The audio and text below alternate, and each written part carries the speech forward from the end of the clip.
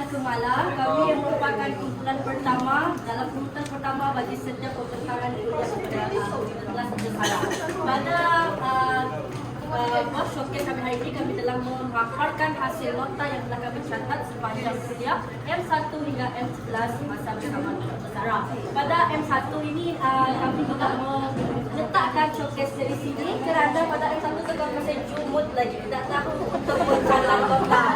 Jadi kami mula pada minggu yang kedua, di mana minggu yang kedua ini kami mempelajari tentang puisi Melayu tradisional. Jadi kumpulan Kemala telah membungkai segala puisi-puisi Melayu tradisional termasuk latar belakang, jenis, bentuk pemikiran dan juga nilai. Kemudian pada minggu yang ketiga kami telah diarahkan untuk mengkaji tentang puisi Melayu moden. Dan minggu yang keempat iaitu di sini kami telah diarahkan untuk bersarang untuk mengkaji tentang prosa Melayu tradisional yang termasuklah cerita mitos, legenda, rakyat dan lipulara. Dan pada minggu yang keempat ini kami telah mendapat tugasan untuk menganalisis tentang cerita lipulara ketika itu. Dan kemudian kita boleh melihat pada minggu yang kelima iaitu prosa Melayu moden. Pada bahagian ini kami telah diarahkan untuk mengkaji tentang cerpen dan novel serta drama dan tentang kesamarataan gender dalam prosa Melayu moden.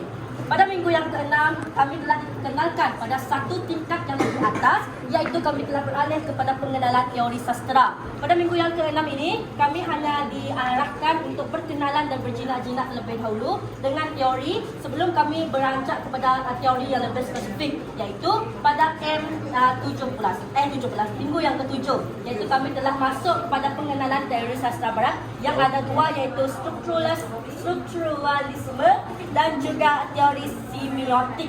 Jadi kami berbincang dulu bagaimana teori itu berkembang, apa benda dalam teori itu semua kami pelajari dalam minggu yang ketujuh.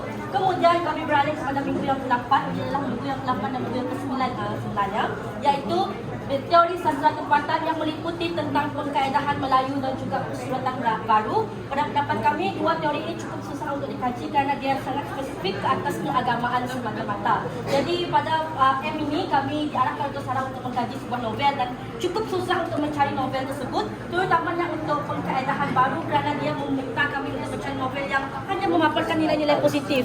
Persuratan bukan. Betul, persuratan baru. Jadi kami hanya dapat satu saja novel yang sangat-sangat tepat dalam teori ini iaitu Imam. Karya siapa? Karya Abdullah Hussein. Imam karya Abdullah Hussein. Itu adalah satu-satunya novel yang sangat sesuai untuk mengkaji pengkaedahan baru di mana kumpulan kami yang dapat pengkaedahan itu kerana Dato' Sarah percaya dengan kumpulan ini. Minggu yang ke-10 iaitu minggu yang ke-9 di sini juga pengenalan kritikan sastra. Di sini kami mula mengkaji dan juga bagaimana kita nak mengkritik sesuatu sastra tersebut. Kerana menurut Dato' Sarah, kalau kita tidak mengkritik menggunakan sastra, menggunakan teori, itu hanyalah pandangan emosi semata-mata, bukannya satu kritikan yang ilmiah.